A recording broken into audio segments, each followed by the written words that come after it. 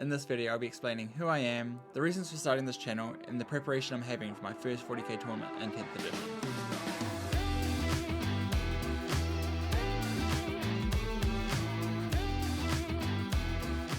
So you're probably asking yourself, who is this guy? Who the f is that guy? Well, my name's Chris. I've been playing competitive 40k for about 2 years. Been playing 40k for on and off 20 years. I really love the competitive side of 40k. I love rolling dice, the statistics behind everything, the model position, model movement, all that kind of stuff. Love it, absolutely love it. Going to tournaments, meeting up with my friends, absolutely love it, and I want to go to more and more. So why start a channel?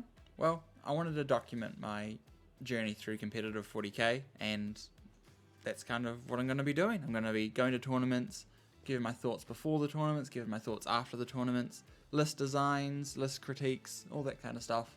Anything that I think would be interesting for people, interesting for myself if I watched other people doing these kind of videos, and just try and contribute to the community if I can. The reason it's called Odyssey 40k is because it's a journey through 40k, my journey through 40k. So let's talk about the tournament that I'm going to be going to. It's Kraken GT, run by Kraken Wargaming, who are a great bunch of people that make some phenomenal tournaments in New Zealand. If I haven't said it yet, I'm from New Zealand. This is going to be based in New Zealand, so prices of Warhammer incredibly high. Tournaments roughly every month, maybe a bit more frequent, but less frequent, but roughly every month. There'll be a decent 40+ person tournament. At this tournament, they're using the new points from the indexes, they're using the Fate Dice nerf. Apart from that, it's pretty much just everything is standard. Terrain pack looks like it'll be somewhat one of the GW standards. I'm not sure if they're using bases or just using the rough layouts, but that will come in time. This is a golden ticket event for the Games Workshop tournament circuit, so if I win this event and then win an event in Brisbane, I would be able to go to the States to play. So let's talk about my list, shall we? We'll start off by just going through the entire list, and then I'll talk about the combos for each unit or what leaders are attached where and stuff like that. So we have, for my leaders, I have a Watchmaster with Tome of Ectoclades, Primaris Apothecary with Beacon Angelis, and a Librarian and Phobos Armour. And then what I'm calling the skirmishing units here. I have 10 Deathwatch Veterans, I have the Sergeant has a Xenophase Blade and Astartes Shield, I have 4 Thunderhammers, 4 frag cannons, and then a guy with a shield and long Vigil melee weapon, which is just a power sword effectively. And then I have another 10 Deathwatch Veterans. This one unit's slightly different. The Sergeant has an Astartes shield and long Vigil ranged weapon, which is just a combi weapon. And then I have 5 additional combi weapons, or long Vigil ranged weapons, and 4 frag cannons. So this is a more shooty version of the unit.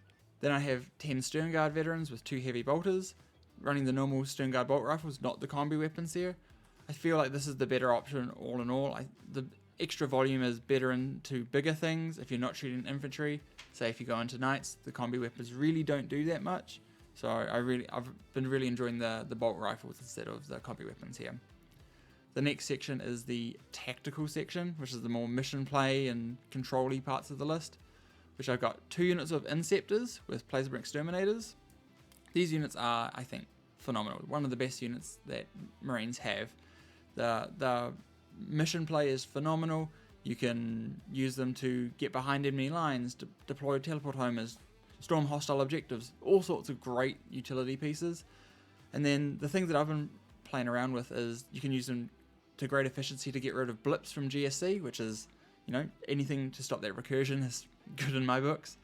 And also something that I've realized recently, you can put them behind a unit that you think Eldar are going to Phantasm, and then force them and block their Phantasm from one direction. Well, they can still move a couple of inches towards you, but they can't move nearly as close. So it just makes those units so much better at controlling the board than I actually generally thought. And their output is still not too bad. Strength 8, AP 3 damage, hazardous. A great gun, twin linked, so they don't really need Oath of Moment nearly as much either. Just makes them just a good utility piece. I really like them, been really enjoying using them in my games. Next we have 2 units of Infiltrators. These have Helix Gauntlet and Comms Array. Again, these are all free upgrades, so why would you not take them? But Helix Gauntlet for a 6-up Feel No Pain. 1 unit gets attached to the Librarian, and they have stealth, so they can't be targeted outside of 12. Even when you're in there, they're -1 to hit, 6-up Feel No Pain. You can use a shred on them on a 5-up.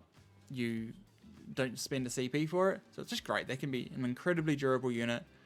Infiltrators, I would not leave home with at least 1 unit, 2 units if you can afford them. They're just great utility pieces. Then for the last part of this list, we have the indirect portion. And as I alluded to, 10 Desolation Marines, Vanguard Launcher, 10 Castellan Rockets, and 9 Super Crack rocket launchers. Phenomenal unit. Just their indirect alone is great. With the Super Cracks, this unit becomes insanely efficient on the turns you need it to. Next we have the Humble Whirlwind. This thing has got decent output, indirect, good at picking up Marines, 2 wound models. It's just a good piece. The Battle Shock thing hasn't really ever come up in a game yet, but if it does, it could be quite game flipping. So I'm keeping it in. I think it's a good piece. Also just another thing to hold your backfield screen out. So it's good. Now to my favourite part of this entire list, which is the Thunderfire Cannon. This is my favourite tech piece for this entire list. This thing with its output is basically nothing. But the ability that it has, I think, is just incredibly strong, which is -2 to your move characteristic and -2 to your advance and charge rolls for the unit that is hit by its Thunderfire Cannon. This is great into some of the tougher matchups for Marines, which is like Gene Stealer Cults. Again, I know I keep alluding to them, but they are just so powerful in the meta at the moment that you just need to be able to deal with them. But yeah, into Aberrants, into Acolyte units that are already on the board. If you can't kill them this turn, pump this thing into them. They're not really doing anything their next turn, as long as you can hide from the 3-4 inch movement they're going to have. Necrons, Lich Guard units, they're unkillable. Well, I don't have to kill them if they're only moving 3 inches every turn and +2 to their advance and charge. They're not really doing anything. You can focus on other parts of the board. You can use the Thunderfire Cannon to help control part of the board. And the last thing in the list, I know it's not necessarily indirect itself, but it helps the indirect so much. It is the Humble Land Speeder. And I have mine kitted out with a multi-melter just because that's what mine is modelled with. But its output is not why you're taking it. You're taking it for the ability to, start of your shooting phase, pick 1 enemy unit that this thing can see, or blast weapons that target that enemy unit, get +1 to hit, and ignores cover. So that means all my indirect that shoot the unit that land speeder can see, ignore the penalties for indirect if they're firing indirect, and if they're not, or the Desolation Marines had already ignored it if you don't move, they get +1 to hit, which is just a phenomenal ability, and ignores cover now is pretty much just +1 save. So you basically get an additional AP and +1 to hit on a unit. The land speeder also works really well with the frag cannons and the 2 Deathwatch Veteran units as they blast. So get your frag cannons hitting on 3s and effectively AP2. Absolutely amazing.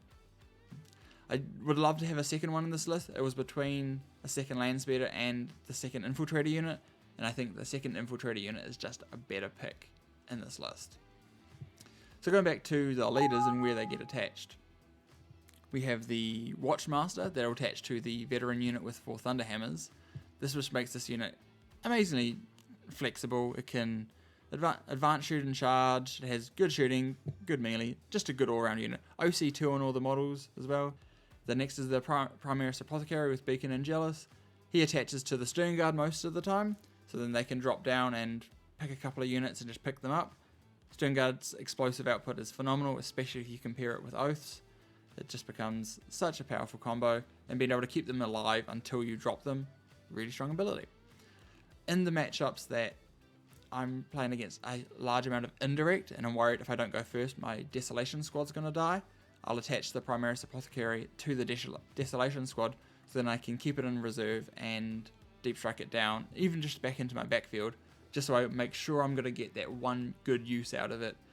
And I think the 85 points there, just to keep my Desolation Squad alive, is worth it. The fact that most of the time I can pair it into my Stern Guard to make them even more powerful is just a bonus, to be fair.